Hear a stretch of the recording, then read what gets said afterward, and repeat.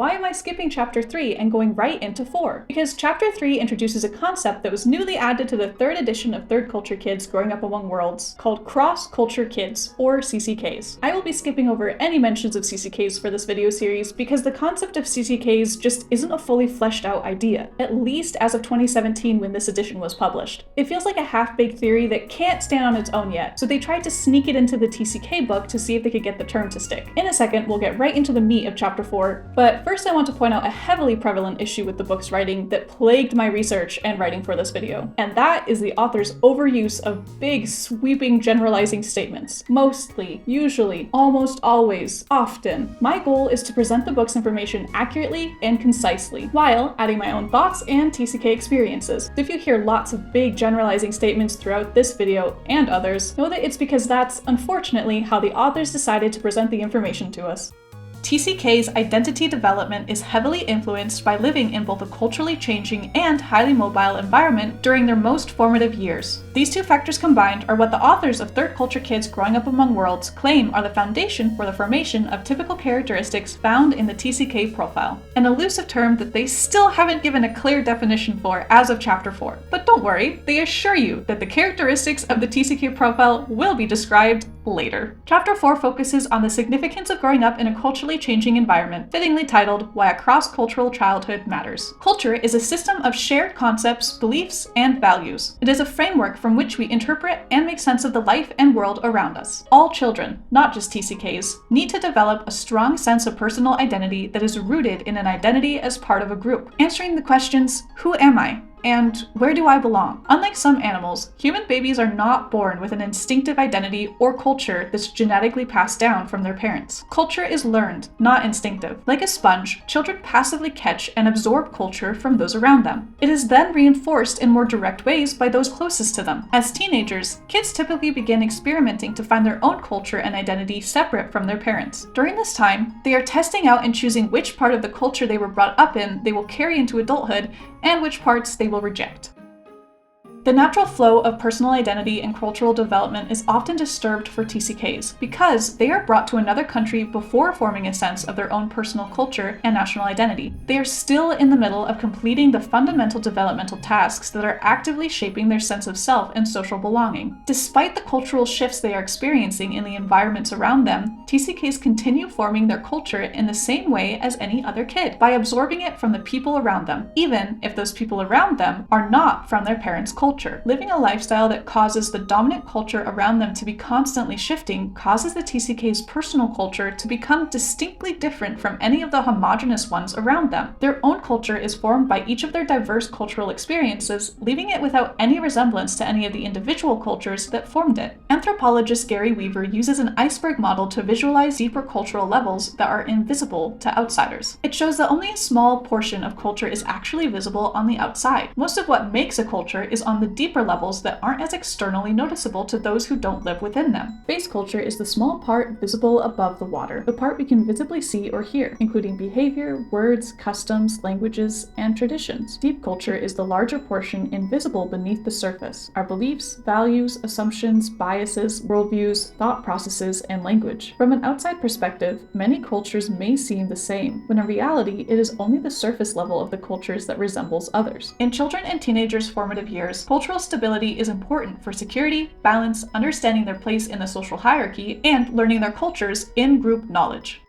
TCKs often feel out of cultural balance because, for them, the world of rapid cultural change has been the norm during a significant part of their childhood as they bump into new icebergs that not only have different dress and food, but completely different sets of worldviews, expectations of behaviors, and even languages, with an overnight airplane ride. From their earliest days, these children are learning that different cultures have different ways of doing things, and that it is important to pay attention to cultural cues. They learn to code switch depending on what cultural expectations those around them have at any given moment. In traditional monocultural communities, both school and home reinforce what the other unconsciously teaches at the deeper level of culture, so each child clearly learns the values and practices of a culture. But with contrasting cultural feedback coming from home versus school, many TCKs assume that code switching between languages and cultural practices for each social interaction is normal. In international schools, children often code switch to adopt matching visible cultural layers to what their individual teachers express, which sometimes causes even well-trained teachers to forget that each of their kids come from extremely different cultures that aren't being expressed on the surface level. This can lead to some very unfortunate misunderstandings. When I moved to the US for college, I was really excited to take a class called Intercultural Communication during my sophomore year. I thought it would be a space where I could share and discuss my experiences from growing up abroad. The course was taught by the head of the Intercultural Studies department, who was also involved with the international student organizations, so I had high hopes. I had met her a few times during the international student orientation and at other events. The content of the course was really interesting. We learned about different kinds of cultures and the elements of culture. There were many instances when I thought I had something valuable or unique to add to the class discussions. And this professor made a point to call on people in the class who had lived outside of the US to share what they had seen in their culture or how it compared to what we were talking about. Unfortunately, even though I had never lived in the States, had spent my whole life in a highly mobile, culture-shifting setting, and this professor knew that I was an international student, I looked and sounded like the average white American. So for the entire semester-long course, I was never once called on. I didn't feel like I belonged in the North American culture, but I soon realized on the outside that it appeared that I did. So I lost the opportunity to share about my life and my home. I felt overlooked and like my experience was less valuable or not worth sharing because I looked like I fit in.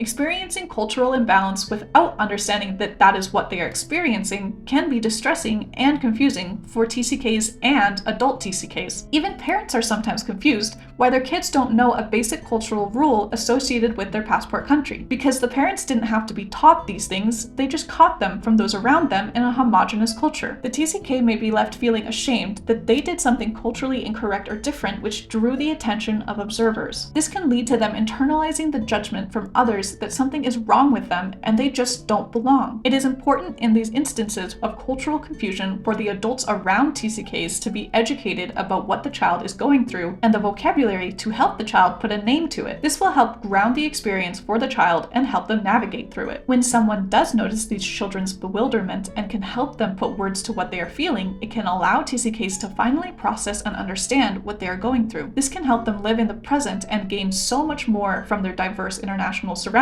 than if they were stuck in a state of confusion and self-doubt. Without guidance, this internalized idea of not belonging and something being wrong about them can become instilled into the TCK's lifelong self-identity. So what is actually happening? TCKs learn culture the same way as any other kid, by absorbing it from their environment. In a turbulent life of ever-changing cultures, the TCK's culture becomes a unique entity that doesn't directly resemble any of the individual cultures whose influence formed it. Here are some of the influences that have the most impact on a child's cultural formation. Parents. Parents teach the visible and invisible layers of their passport culture by example and through correction. For many TCKs, their home life emulates their parents' passport culture rather than the culture of the country they live in. This home culture affects how the TCK represents themselves outside, even when trying to blend in with the host culture, such as wearing clothes from their parents' home. Caregivers. If they have a caregiver from the host country, that will bring a shift in cultural dynamics within their home, since the caregiver will be teaching and raising the children with the practices and deep-level in-group nuances of the host culture. Peers. When children play together, they instinctively parrot the cultural rules they have been taught. In culturally diverse settings, children are all parroting different cultural norms to each other. These different cultural practices and ideas expressed by their peers will affect the culture the TCK forms for themselves. Passport country. Most children grow up in a setting where their parents' culture and home culture match the culture outside and in school. TCK's cultures are often very different from their passport culture, meaning their passport country may be the place where they feel the most out of place. Their parents will often teach the TCK about the visible layers of the culture even while living abroad, but they lack knowledge and experience interacting with the invisible layers that kids born and raised in the passport country absorbed by living surrounded by it. These nuances and identity cannot simply be taught or learned on social media, they have to be lived and ingrained into one's identity. Depending on the individual situation, the local host culture can have a major or minor effect on TCKs.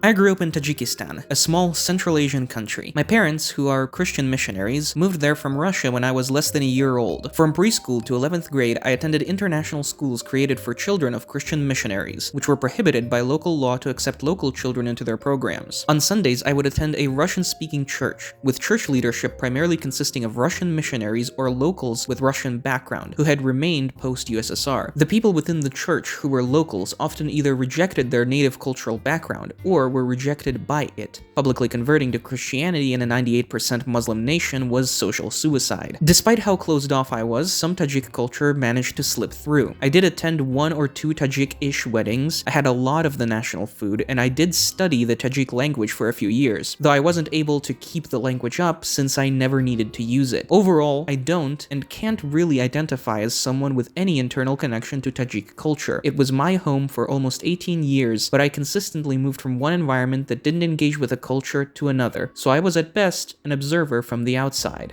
There are a couple of situations that can prevent a TCK from establishing a cultural identity and sense of belonging. Here are some examples. Some TCKs move too often to significantly absorb the deeper nuanced levels of any of their home or host country's cultures. Living in isolated settings such as homeschools, military bases, or self-sufficient expat bubbles prevents TCKs from forming deep relationships outside in the host culture, though they are usually able to learn at least the basic surface level information of how society functions. TCKs who live alongside locals within a host culture rather than in tight-knit foreign communities are able to assimilate both on the surface level and on deeper levels actively through building relationships, learning languages, and passively by proximity, absorbing the culture through time. Often, these TCKs have a better sense of cultural balance in their host culture than their passport culture. Boarding schools take the home life cultural influence completely out of the equation. TCKs often mention to the authors that they were being raised more by their fellow TCK peers than by the adults around them. It was often brought up as the most positive thing about boarding school. Traditional TCK parents are sent abroad by sending organizations, which have a very strong influence on how the TCKs are expected to behave and be perceived both by those within the organization and by the locals of the host culture. They become unofficial 24/7 representatives of their parents' organization whenever they are in public. TCKs must conform to the standards of their sponsoring organization. Correct dress, correct faith, correct political views. I recently read The Missionary Kids by Holly Berkeley Fletcher, which does an excellent job at conveying just how high the stakes are for these kids to conform to their organization's expectations. It is their responsibility to make sure that their actions don't disturb their parents' work, because if they do, it often leads to their parents having to return home and the TCK losing everything they know and love. This topic comes up many times throughout the book, but it is an especially important factor to address here, since the parents' organization sector has a large impact on the culture that the TCK will be surrounded by and expected to conform to and represent when outside of the organization's bubble. TCKs have representative roles being ambassadors for their parents' organization in their everyday life, a responsibility far beyond their years.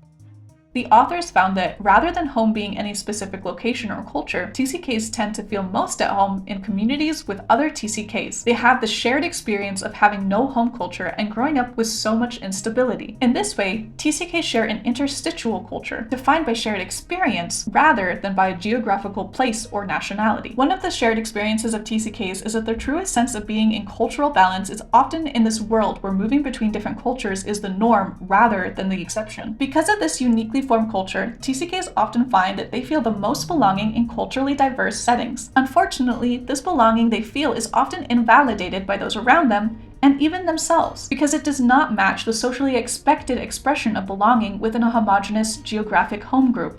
There is another aspect of cross-cultural living that has a significant influence on a TCK's life: the changing nature of how he or she fundamentally relates to the surrounding dominant or majority culture, be that the home or host culture. Foreigner, hidden immigrant, adopted, and mirror. TCKs who are currently in the hidden immigrants or adopted categories tend to run into the issue of unexpected cultural misunderstandings at a much higher rate, because what you expect is not what you get. This was seen especially present with their parents' home countries. My first time traveling to the US alone was when I worked as a summer camp counselor. There were 2 other TCKs working there with me. One I knew from high school, and the other had parents who worked in the same organization as one of my teachers, but in Japan. Between the 3 of us, I had the least experience in the US. The other 2 had both spent multiple extended periods of time in the US throughout their highly mobile childhoods. Compared to them, I felt like I was drowning a bit. I struggled with the simplest tasks and felt like my cultural ineptitude was causing unnecessary problems for the people around me. I couldn't drive, life, my German debit card only worked 1/3 of the time, and I didn't realize I had to microwave my water to make hot chocolate. One of the most interesting hidden immigrant misunderstandings I experienced during that summer was when we went to a fast food chain that I'd never been to before. Before going in, I had asked one of my fellow counselors how it worked, since on the menu there were only numbers, no item or menu names. I gave them a quick little reminder that even though I looked and sounded like it, I wasn't from the US and had never done this before. They shrugged off my question, not really giving me an answer. I wondered if maybe they didn't understand that I truly didn't know how I was supposed to order, so I switched my approach and asked them what they were going to order. I would just order the same thing. Again, they just shrugged and said they weren't sure. I asked another person in our group what they would get, but again, they shrugged the question off and gave another non-answer along the lines of, just get what looks good. Not helpful! I ended up in the front of the line awkwardly asking the cashier how to order. Safe to say, the cashier was also a bit confused why this white, literate teenager with a perfect American accent didn't know how to order. I ended up just pointing at something and saying a number, without knowing what exactly I had just ordered. I didn't want to cause any more of a scene. I don't remember what I ended up ordering, but it definitely wasn't as appetizing as what some of the others in our group got for themselves. This story would have just been yet another slightly inconvenient and mildly embarrassing story to join the hundreds of other similar experiences I had that summer, if it wasn't for what I saw a couple weeks later. We went again to a similar fast food chain, but this time the TCK from Japan joined us. He was Asian, wore distinctly Japanese casual fashion, and had a very slight accent. I watched the people in the group coddle him and metaphorically hold his hand through every step of the process ordering his food. He had to repeatedly remind them that he actually knew what he was doing and had spent a long time living in the US. He had to practically beg them not to go up and order for him. It seemed like they just couldn't believe that he was fully competent navigating simple interactions on his own. I think he would have considered himself to be in the adopted category that summer. He looked and sounded like a foreigner, but culturally, he was way more American than I was. We ended up both experiencing the same miscommunication with our local colleagues, just in opposing ways. He was smothered and denied independence, while I was left stranded without some very needed support. We were both in situations where what you expect is not what you get. We diverted expectations, which caused a lot of confusion and prevented us from getting what we needed.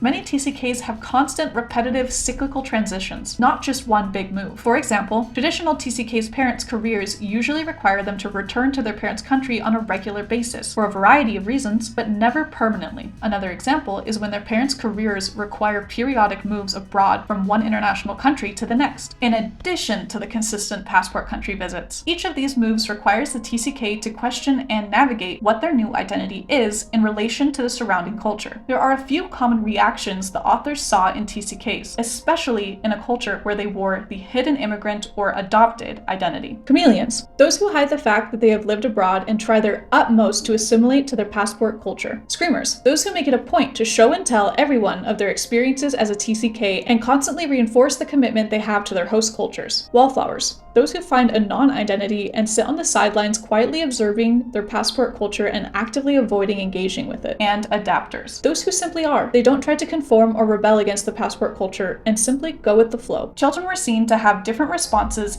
even when from the same family. Each TCK is unique in how they tackle these processes and express themselves between cultural shifts. Of course, identity is much more complicated than what this chapter and the infographic goes into, but this is a simple, helpful start to help TCKs begin to understand themselves and what they are subconsciously going through or went through in the past.